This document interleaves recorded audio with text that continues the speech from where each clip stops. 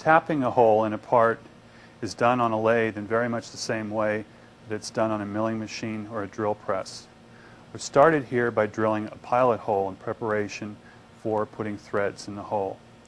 I'll start by putting the part securely in the chuck. Because during the threading operation I'll be applying torque to the part, I start by locking the spindle. And on this machine I do that with this knob, pushing in until it clicks into place. And now, see, I've locked the spindle.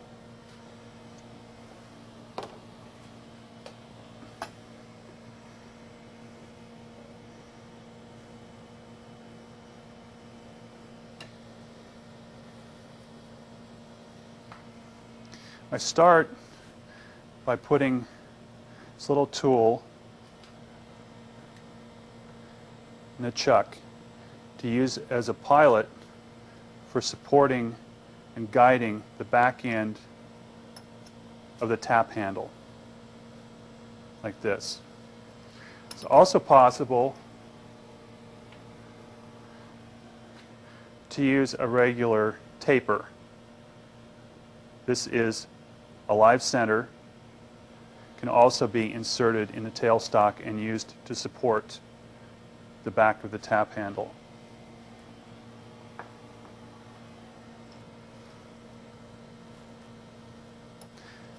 We start by inserting the tap into the hole, and bringing the small taper into contact the back of the tap handle.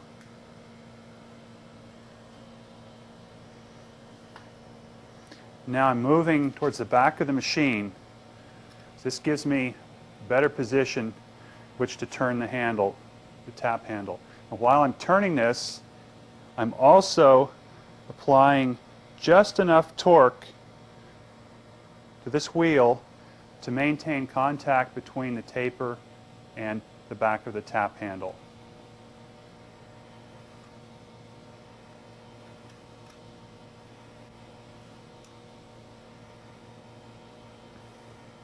If I don't keep up with this handle, what happens is that the tap handle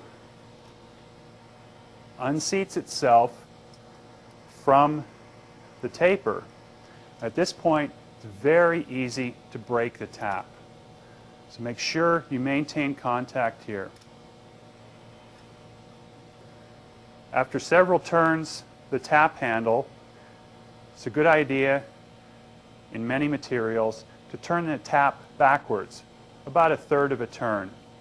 This breaks the chips inside the tap and frees them up so that they can be forced out of the flutes that run up the side of the tap.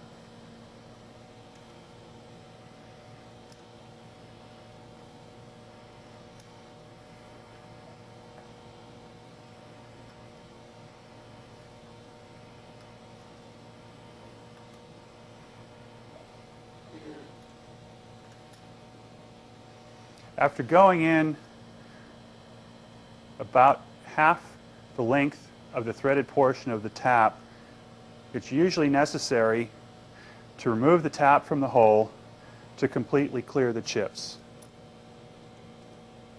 Very much the same way that you do when you're drilling a deep hole.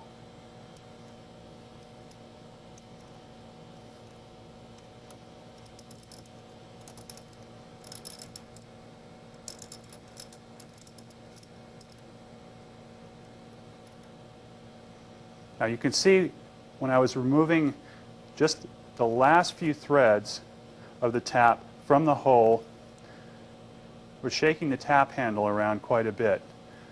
If you're working with very soft materials, it's easy to damage the last few threads that way. So then it's a good idea when withdrawing the tap to remove the tap handle, then withdraw the tap by hand.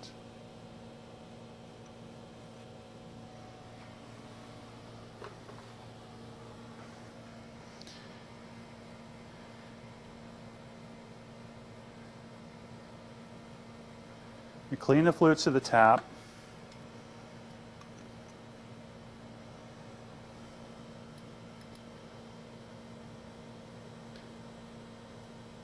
And carefully start the tap. It's easy at this point to start the tap in the wrong direction and start producing another set of threads. If you feel the tap starting to bind at any time, you've probably started the tap incorrectly. You should back out and try again.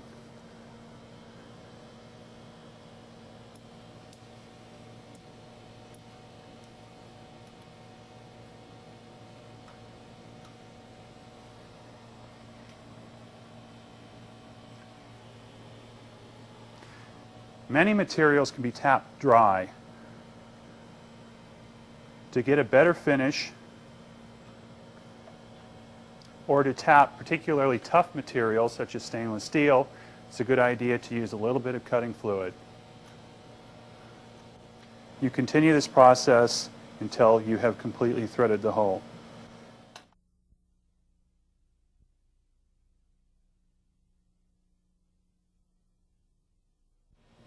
A drill will produce a hole in a part like this that's within a few thousandths of an inch of the nominal diameter of the drill.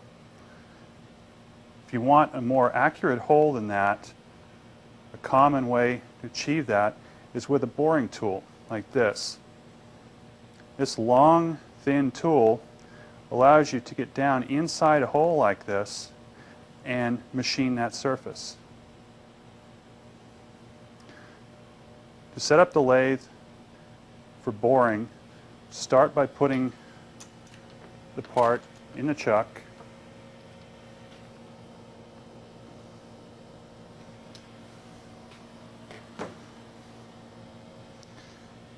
Put the lathe tool in a holder like this. It clamps it securely.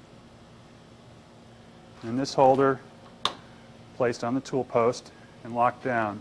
Start by bringing the end of the tool just inside the hole, and then with the cross slide, bringing the tool out until it's nearly in contact with the side of the hole.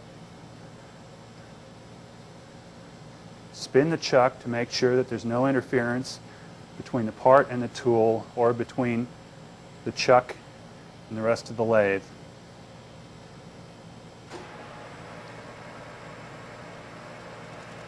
Now I'll bring the tool out until it just contacts the inside of the hole. You can hear it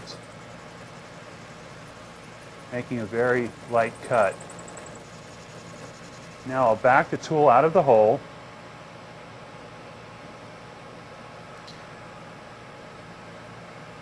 Dial in the desired cut. In this case, all I want to do is clean up the surface of this hole. So I'll remove about 10/1000ths of an inch during this pass.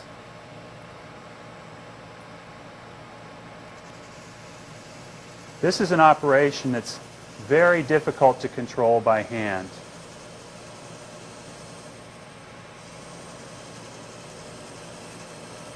The variations in feed rate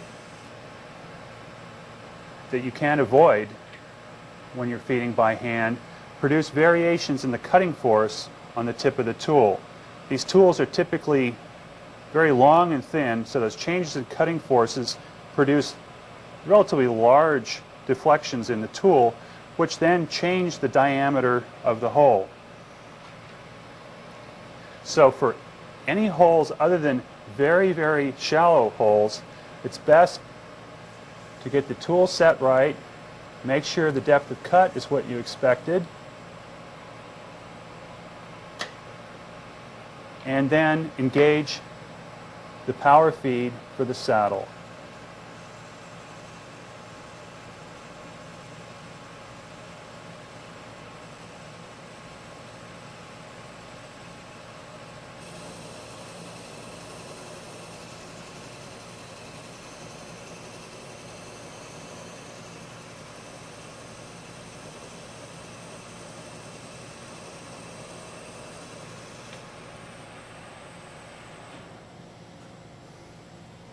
Because you cannot see the end of the tool during the cut.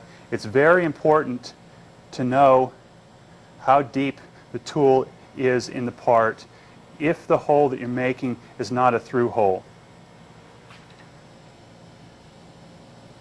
You can do this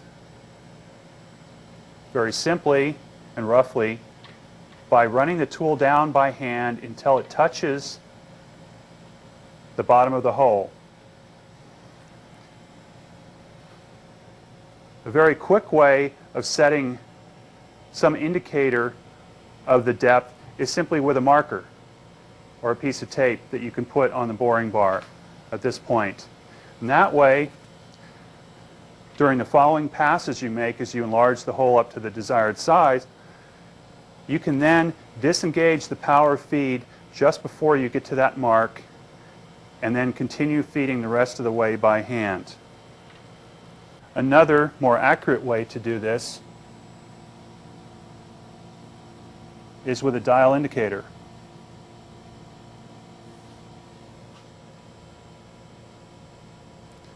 You can adjust the micrometer so that the dial indicator reads 0.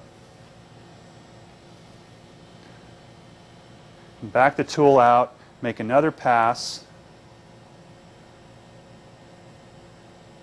and when the dial indicator starts to move, that's a warning that we're getting close to the bottom of the hole and it's time to stop the power feed and continue from that point by hand.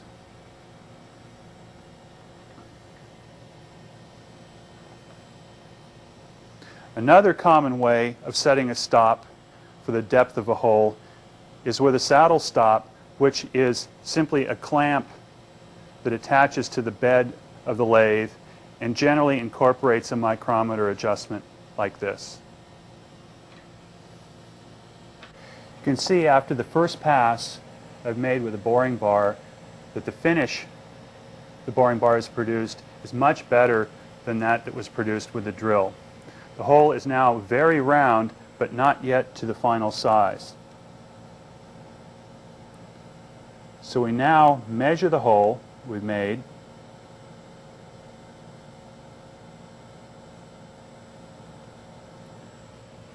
And then using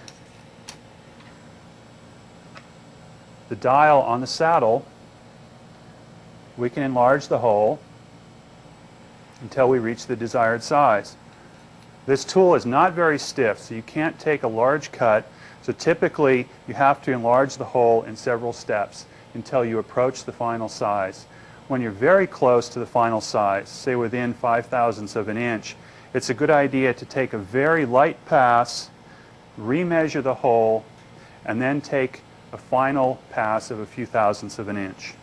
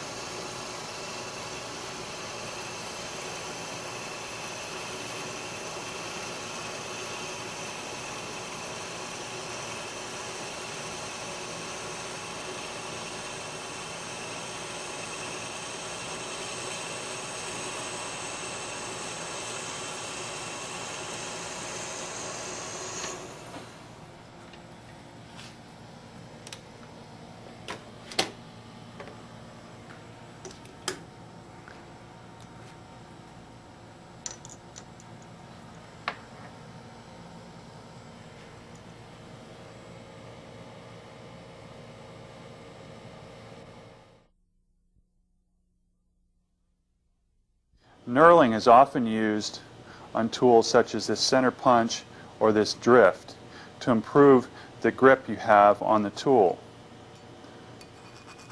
You can hear, if you look closely, you can see there's this little diamond pattern over the surface of the tool. This pattern is produced with this tool. This tool is inserted in the lathe and then brought up in contact with the part and then fed down the length of the part.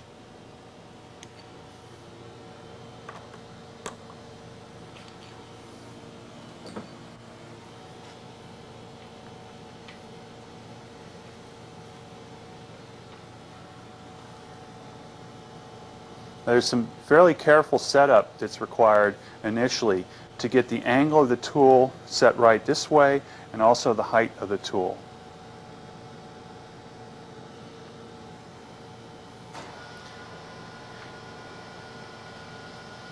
I'll bring the tool into contact slowly.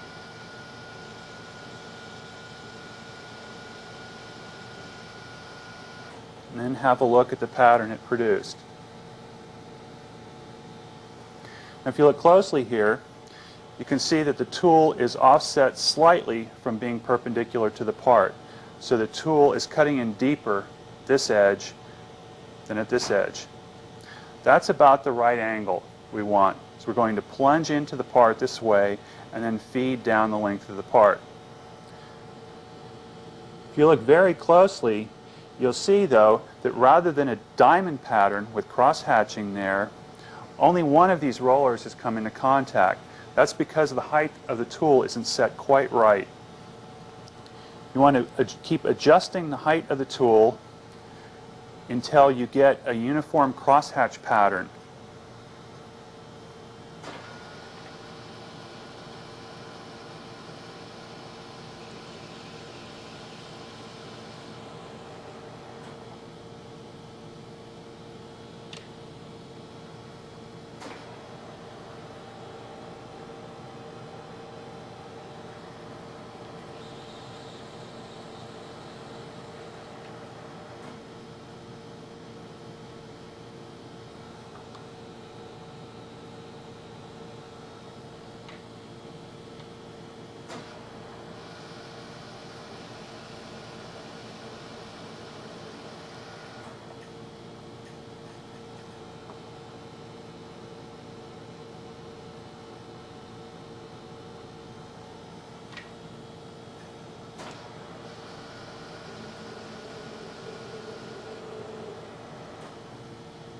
Okay, now both wheels are coming into contact with the part. We are getting a uniform crosshatch.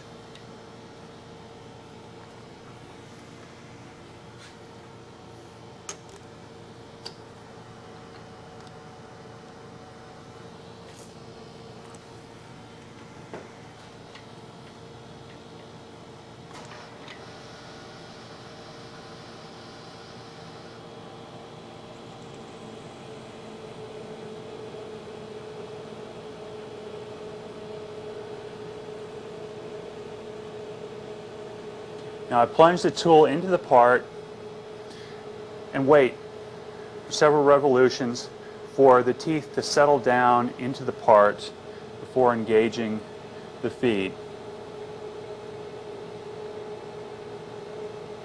Now you can see the tool feeding down the part, leaving the knurling behind it.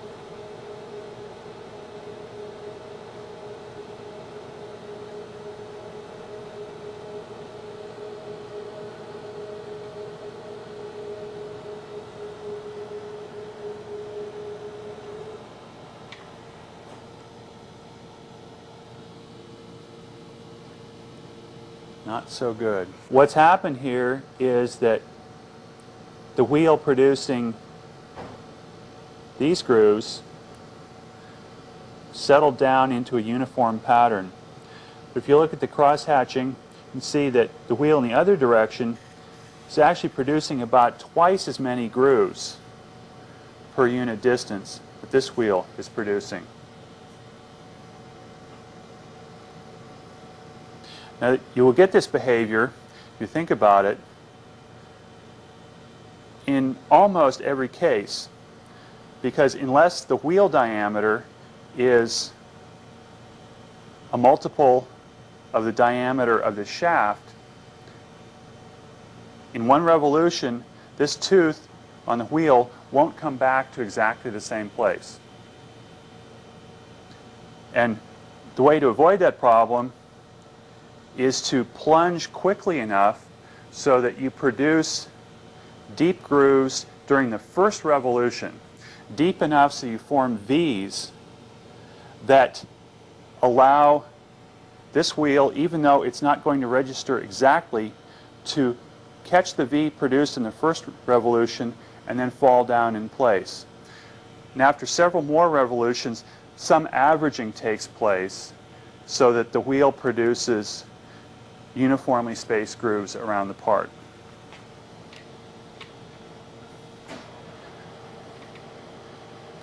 So we'll try again.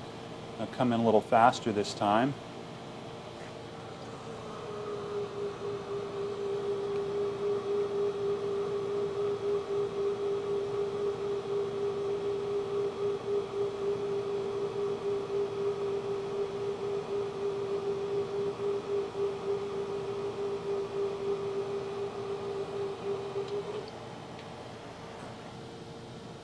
Okay, much better.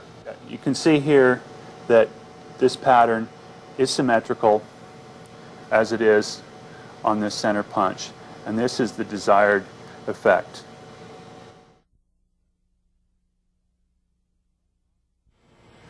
The compound on the lathe is often used for cutting tapers.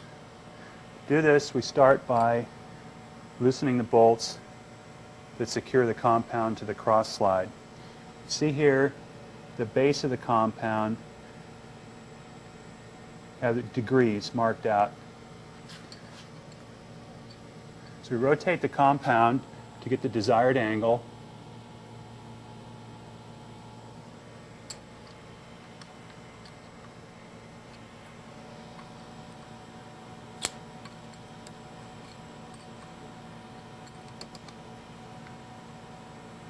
Lock the compound in place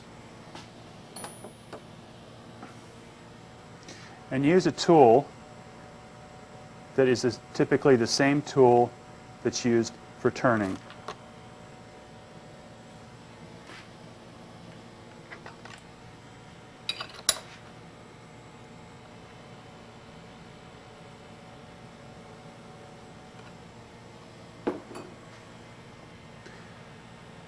Before you begin the cut, advance the compound to the limit of its travel so that you make sure that when you finish the cut, you haven't used up all the available travel in the compound.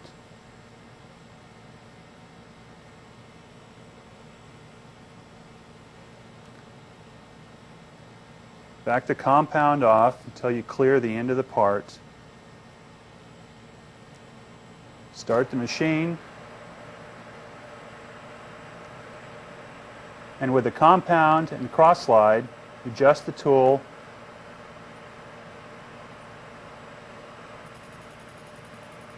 until you're taking the desired cut. Now with both hands on the crank on the compound,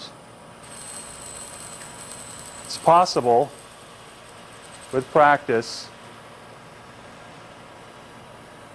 to maintain a fairly constant speed. You can see after making this first pass that we still have plenty of travel till we run to the limit of the travel of the compound, which we will need as this feature becomes wider.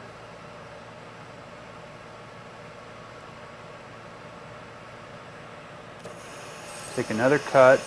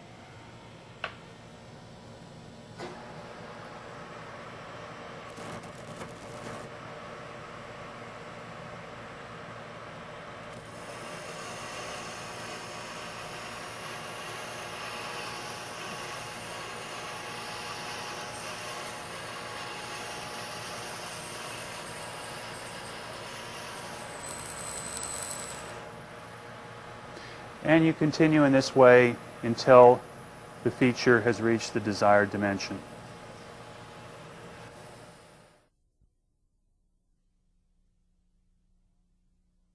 Turning long, thin parts, such as this one, can be a problem due to the deflection of the part due to the cutting forces produced by the tool.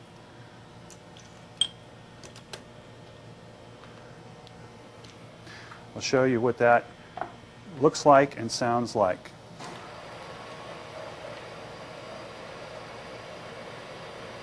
If I try to take a pass in this part, you can hear the noise, the chatter. And if you look closely, you can see a very irregular surface finish. What's happening is, due to the deflection of the part rises up a little bit, rides up onto the tool, and then back off the tool and vibrates. In order to deal with this problem, start by machining a center to the end of the piece.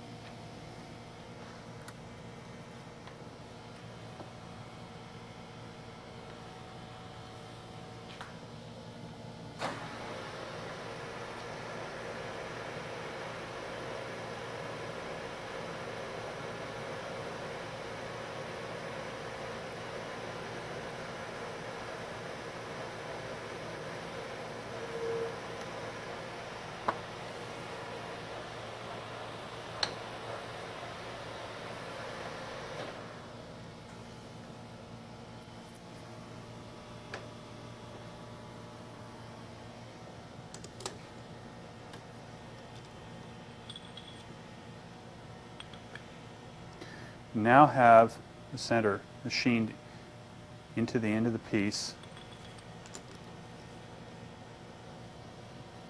I lock the piece back into the chuck.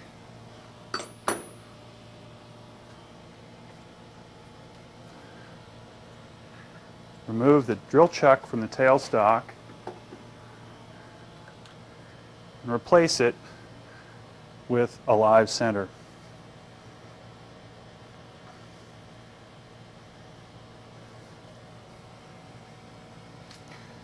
This center has ball bearings in it, or roller bearings, that allow the end of the center to rotate freely. So we can lock the tailstock in place with the hand wheel, bring the center firmly into contact with the workpiece, and then lock the tailstock in place. Now we have this part supported both by the chuck and by the center.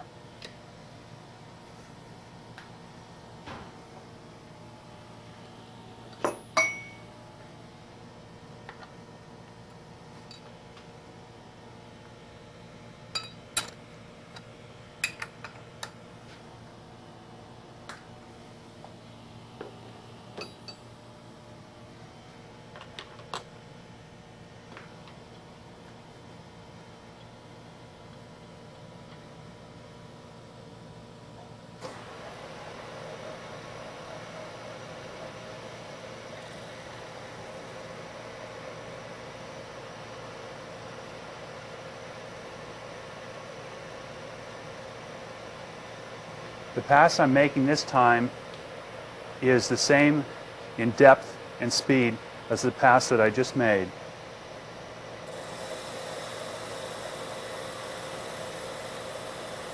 This time you don't hear the chatter, and if I stop the machine, you can see I have a much better surface finish.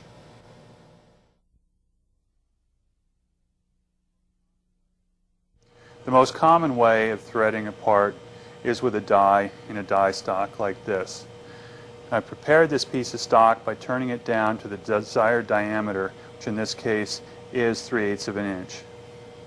If I was using this die, We'll just start by pushing the die up against the part and turning the die stock, proceeding down the part to produce the thread.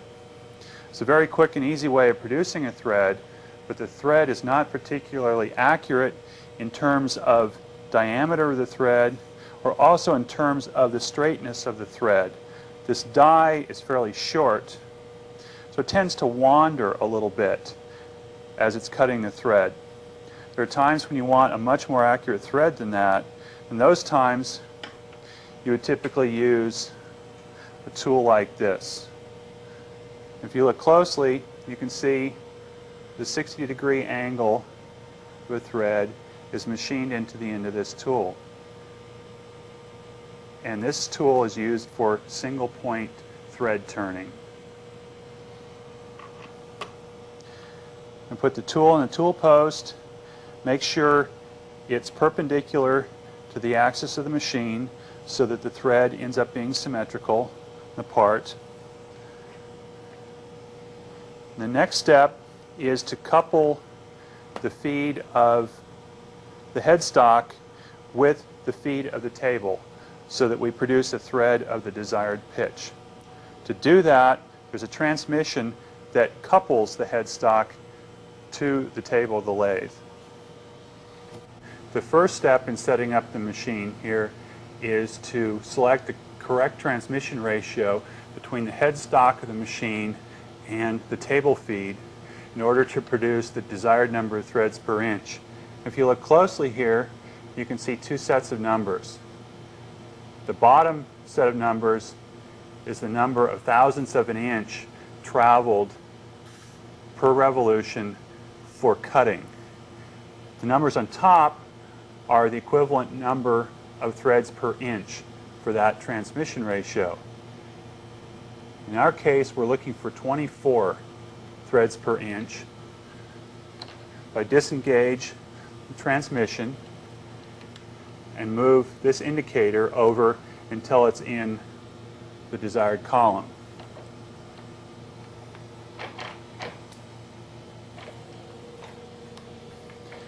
Re-engage the transmission.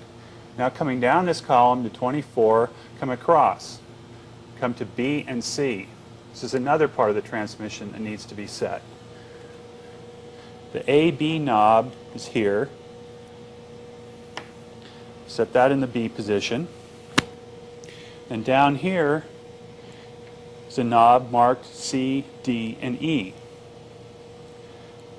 That knob wants to be set in the C position. Not quite done yet. A couple other levers need to be set. There's a lever here marked belt feed and gear thread. I want to set that in thread, and there's another lever here that also needs to be set in the threading position. Not done yet. There's another lever. Needs to be set. We're going to be making threads that are standard or right-handed. We set that knob in place. We're finally done. This is the most complicated machine that I'm familiar with to set up for threading. You'll find that there are no industry standards for how this is done. Some machines are this complicated, other machines are far more simple, but you'll find no consistency.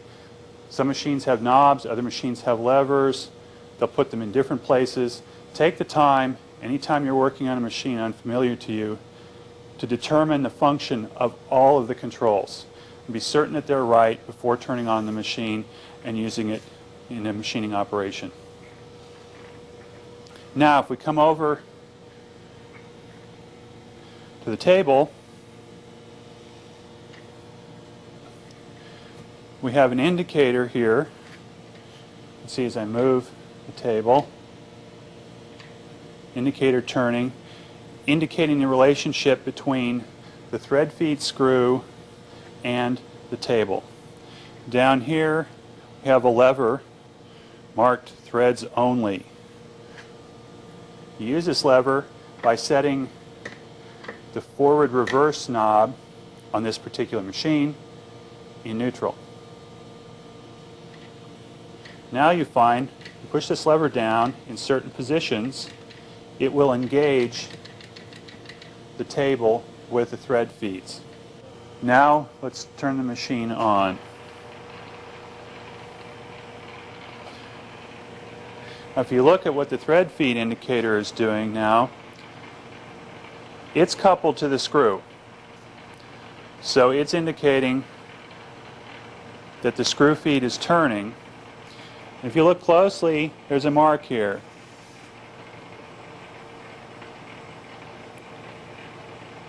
As the number approaches the mark, you find you're able to engage the thread feed at that point.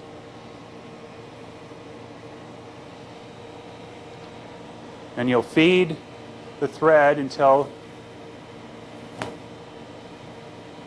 you reach the end of the thread and then disengage the feed.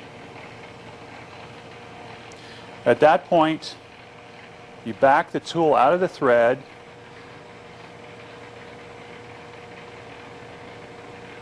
back the tool away from the part, and now wait for that number to come around again.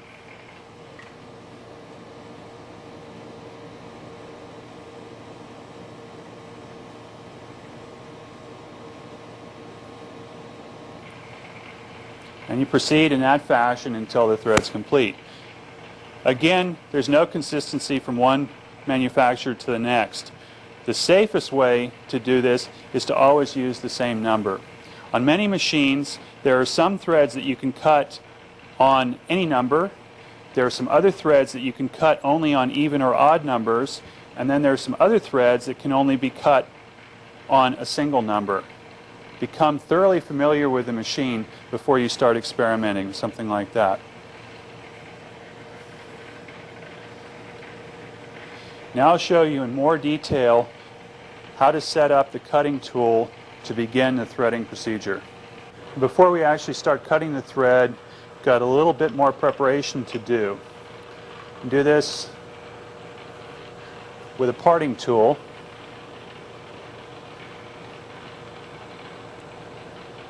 I'm coming in right up to the shoulder with the parting tool.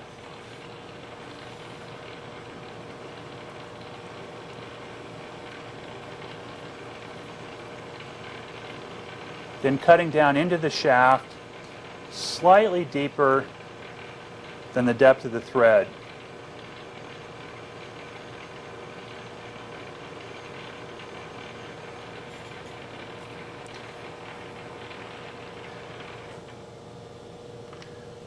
This is called a thread relief, and its purpose is to give me a place where I can stop this tool at the end of a threading pass, take the threading feet out of gear, and then back the tool out. Before we can actually start threading the part, there's one more setup operation that needs to be performed. We need to set the compound to the thread angle, which in this case is 30 degrees.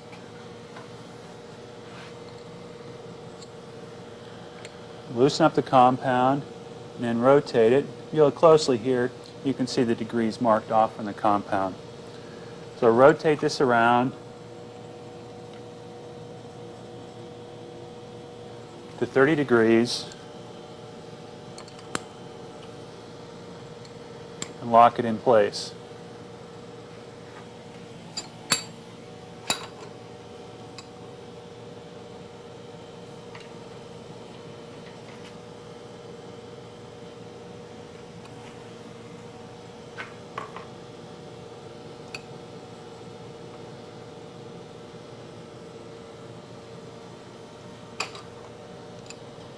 We want to make sure that the threading tool is perpendicular to the axis of rotation of the part.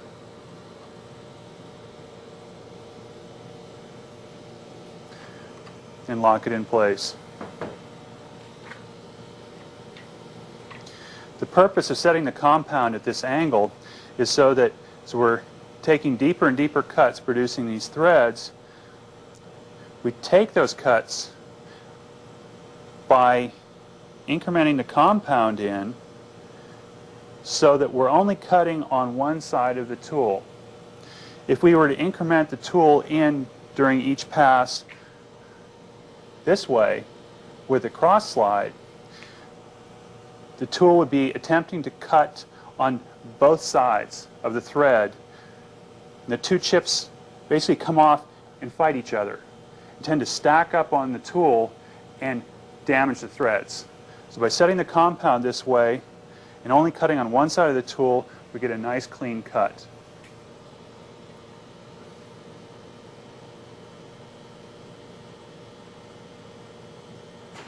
We can start the machine now.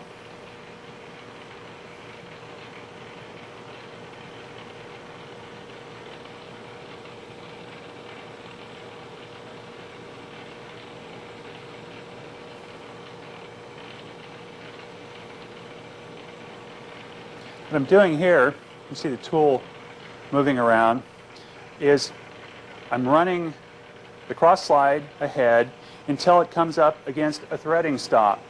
Many machines don't have such a stop. This machine does. It's very convenient. So I run the cross slide up against the threading stop and then bring the tool in with the compound until it just touches the part.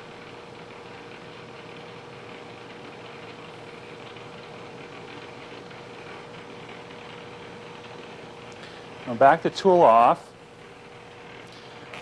look at the setting on the compound. We'll take a relatively light cut.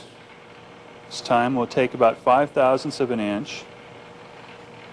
Now we'll wait until a number comes around to the mark, engage it at 1.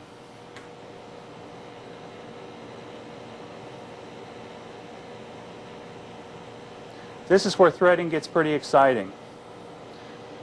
See the thread being cut, you've got to watch closely and be ready as soon as it runs off the end of the thread to disengage the feed. If you wait a little too long, you stuff the tool into the larger diameter of the part, you shut it off too soon, and you damage the back of the thread. Now that it's disengaged, we back the tool out of the part using the cross slide. Back up, bring the tool in, again with a cross slide up against the threading stop. Dial in another 5/1000ths or so. We'll wait for a number to come around. Engage the feed.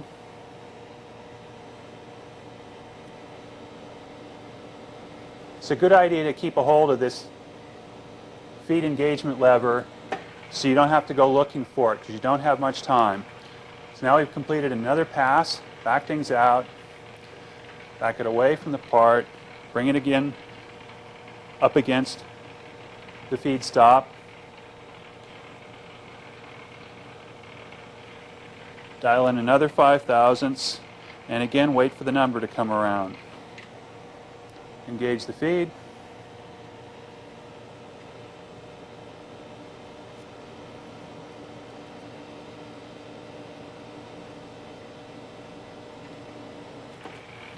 Stop. Very easy. Feed after feed after feed, cutting away to lose track of what to do next. Resist the temptation to try to go too fast. What will almost always happen is that you'll goof up the order in which you're doing things. What typically happens if you're in a hurry is you finish a pass, you forget to withdraw this, quick grab a hold of the carriage feed, and you can look here and see what I've done to this thread. And it's unlikely that the person using this part will be satisfied with a thread that looks like that. Take your time. This is a relatively tedious operation, but you can expect that. It's also a relatively precise one.